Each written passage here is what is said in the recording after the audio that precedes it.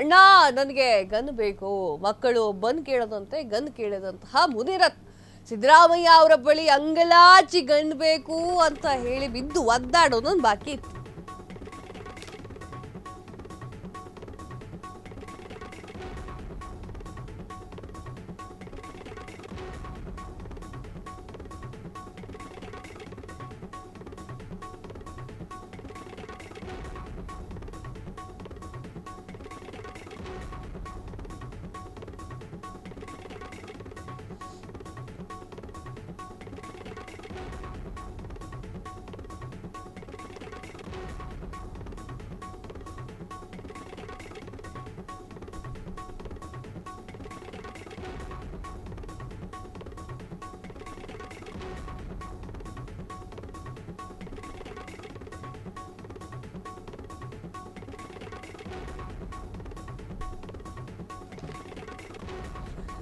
ಅಣ್ಣ ನನಗೆ ಗನ್ ಬೇಕು, ಮಕ್ಕಳು ಬಂದ್ ಕೇಳದಂಗೆ ಗನ್ ಕೇಳಿದಂತಹ ಮುನಿರತ್ನ ಸಿದ್ದರಾಮಯ್ಯ ಬಳಿ ಅಂಗಲಾಚೆ ಗನ್ ಬೇಕು ಅಂತ ಹೇಳಿ ಶಾಸಕ ಮುನಿರತ್ನ ಕೇಳ್ಕೊಂಡಿರುವಂತದ್ದು.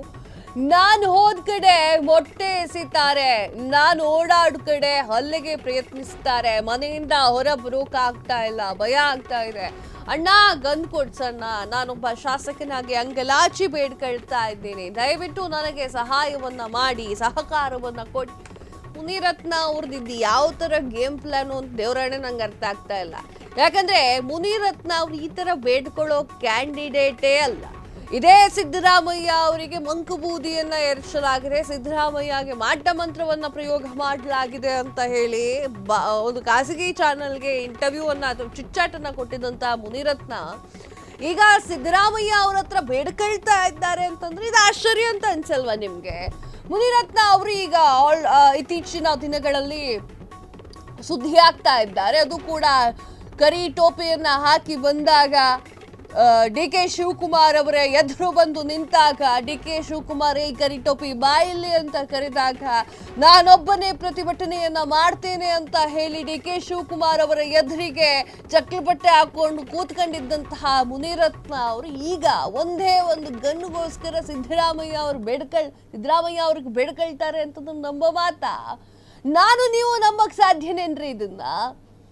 ಸಿದ್ದರಾಮಯ್ಯ ಅವರಿಗೆ ಸಡ್ ಹೊಡೆಯುವಂತಹ ತಾಕತ್ತು ಮುನಿರತ್ನ ಅವರಿಗಿದ್ರು ಕೂಡ ಮುನಿರತ್ನ ಅವರು ಬೇಡ್ಕೊಳ್ತಾ ಇದ್ದಾರೆ, ನನಗೆ ಭಯ ಆಗ್ತಾ ಇದೆ ಗನ್ ಕೊಡಿಸಿ ಅಂತ ಹೇಳಿ ಕೇಳ್ಕೊಳ್ತಾ ಇದ್ದಾರೆ ಅಂತಂದ್ರೆ ಇದು ರಾಜಕೀಯದ ಮತ್ತೊಂದು ಹೆಜ್ಜೆ ಅಂತ ಹೇಳಿದ್ರೆ ಮೋಸ್ಟ್ಲಿ ನನ್ನ ಮಾತು ತಪ್ಪಾಗ್ಲಿಕ್ಕಿಲ್ಲ. ಹಾಗಾದ್ರೆ ಮುನಿರತ್ನ ಹಿಂಗ್ ಬೇಡ್ಕೊಂಡಿದ್ದು ಯಾಕಾಗ ಸಿದ್ದರಾಮಯ್ಯ ಅವರು ಬೇಡ್ಕೊಂಡ್ರು? ಈ ವಿಚಾರಗಳನ್ನೆಲ್ಲ ಈ ಒಂದು ವಿಡಿಯೋದಲ್ಲಿ ಎಕ್ಸ್ಪ್ಲೇನ್ ಮಾಡ್ತಾ ಹೋಗ್ತೇನೆ.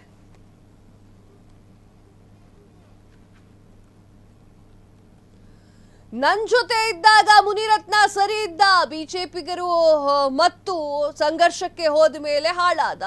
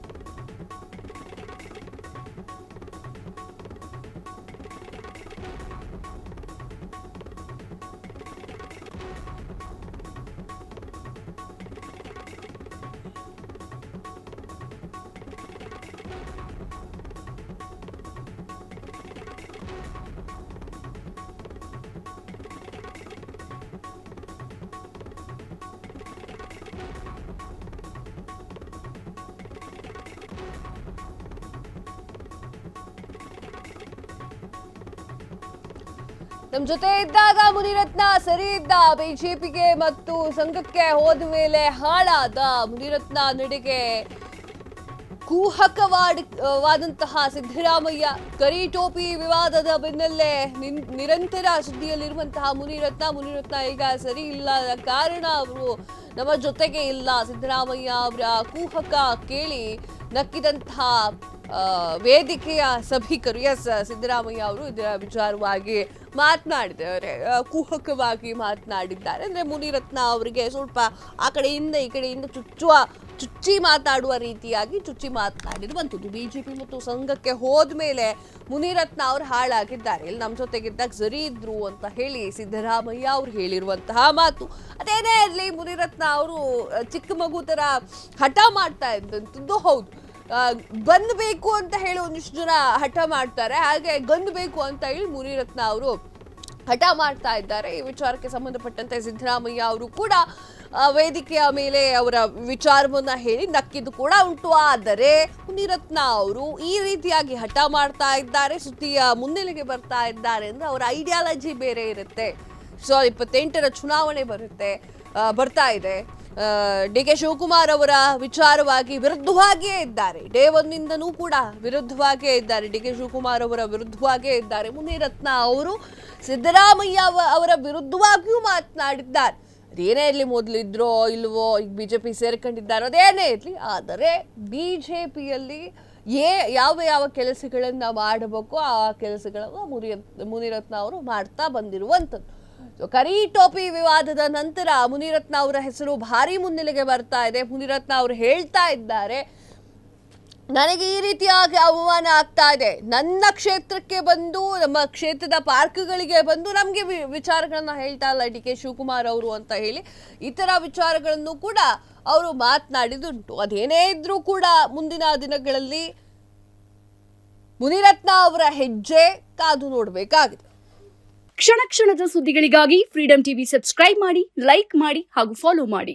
ಹೊಸ ಸುದ್ದಿಗಳ ನೋಟಿಫಿಕೇಶನ್ಗಾಗಿ ಬೆಲ್ ಐಕಾನ್ ಮೇಲೆ ಕ್ಲಿಕ್ ಮಾಡಿ.